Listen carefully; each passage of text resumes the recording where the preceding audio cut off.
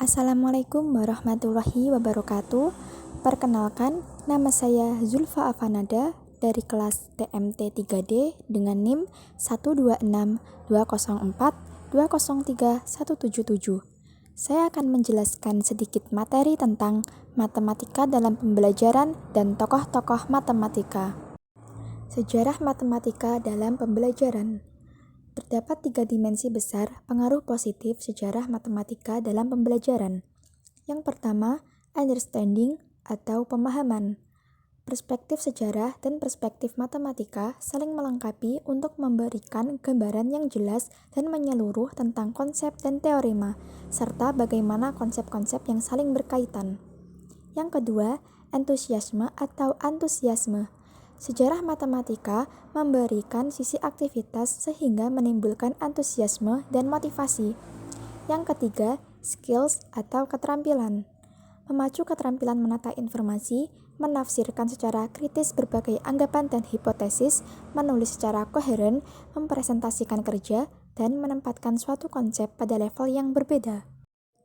Beberapa tokoh matematika. A. Pythagoras. Teorema yang menyatakan bahwa jumlah sudut-sudut sebarang segitiga sama dengan 2 kali sudut siku-siku pertama kali berasal dari perguruan Pythagoras. Ia mengajarkan bahwa semua bilangan adalah rasional. Namun, muridnya yang bernama Theodorus membuktikan bahwa akar dari 3, 5, 6, 7, 10, 11, 13, 14, 15, dan 17 adalah irasional. B. Euclid. Karyanya yang terkenal dari Euclid adalah Elemen. Buku tersebut dimulai dengan definisi dan 5 postulat, serta aksioma. Yang terkenal adalah postulat kelima atau postulat paralel. Dengan mengganti postulat ini, kita mengenal geometri non-Euclidean. Buku ini juga menjadi cikal bakal sistem aksiomatis dalam matematika. C. Archimedes. Ia sering disebut sebagai matematikawan terbesar sebelum Isaac Newton.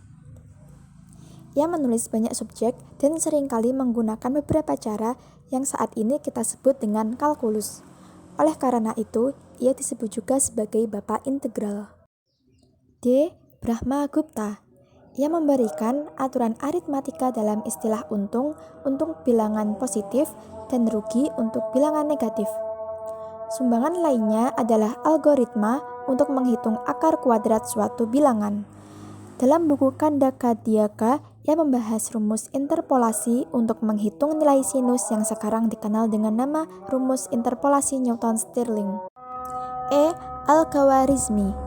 Aljabar sering dikaitkan dengan nama Ibnu Musa Al-Khawarizmi. Ia menyusun karya aljabar Hisab Al-Jabr wal Muqabalah. Di dalam terjemahan karya Al-Khawarizmi, terdapat 6 bab yang berisi 6 bentuk persamaan linier dan kuadrat.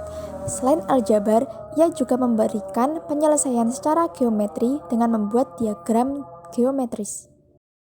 F. Fibonacci. Ia adalah matematikawan Italian yang hidup antara tahun 1170 sampai 1240 Masehi. Ia mengenal sistem matematika ketika mengikuti ayahnya berdagang. Beberapa karyanya yang lain tentang aritmatika perdagangan dan bilangan irasional dinyatakan hilang. G. Descartes. Karyanya yang terpenting terletak pada La Geometrie yang membahas tentang matematika.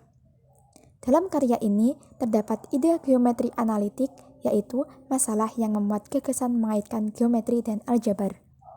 Sebagai penghormatan, kini koordinat silang atau tegak lurus kita namakan sebagai koordinat Cartesian atau Cartesius. H. Fermat. Tahun 1654, ia berkorespondensi dengan Blaise Pascal. Dari sini terungkap idenya mengenai teori probabilitas. Dalam buku New Account of Discoveries in the Science of Numbers, banyak memuat metode, antara lain untuk menunjukkan bahwa setiap bilangan prima berbentuk 4K plus 1 dapat ditulis sebagai jumlah 2 bilangan kuadrat, namun tidak detail. I. Pascal. Ia membuat kalkulator digital pertama yang disebut sebagai Pascaline untuk membantu pekerjaan ayahnya. Tahun 1654, ia menyelesaikan bukunya tentang irisan kerucut. Pascal menganggap irisan kerucut sebagai hasil dari proyeksi titik terhadap lingkaran. J. Newton. Karya Newton pertama sebagai Profesor Lucasian adalah mengenai optik, di mana ia meneliti bahwa cahaya putih adalah gabungan berbagai tipe-tipe sinar lewat aberasi kromatik. Ia menyusun buku yang terkenal, yaitu Philosophia Naturalis Principia Mathematic. Ia menganalisa gerak benda, gerak sentrifugal dan sentipetal, dan bahwa setiap benda sesungguhnya saling mempengaruhi melalui apa yang disebut hukum gravitasi umum. K. Gauss. Sejak tahun 1820, ia tertarik dengan eksistensi geometri non-Euclidean dan geometri diferensial, namun ia tidak mempublikasikannya. Ia seringkali mengetahui suatu metode atau masalah, tetapi ia tidak merasa perlu mempublikasikannya. Bahkan, ia amat menghargai matematikawan lain yang menemukannya kembali. L. Cantor. Jules Cantor terkenal sebagai penemu teori himpunan. Ia membuktikan bahwa himpunan bilangan rasional dan bilangan aljabar adalah terhitung, sedangkan himpunan bilangan real adalah tak terhitung. Makalah pentingnya yang terakhir tentang teori himpunan terbit tahun 1895 dan 1897 tentang aritmatika transfinite. Di makalah kedua, terdapat teori tentang well-ordered set dan bilangan ordinal. Sekian penjelasan materi dari saya. Apabila ada kurang lebihnya, saya mohon maaf yang sebesar-besarnya. Terima kasih. Wassalamualaikum warahmatullahi wabarakatuh.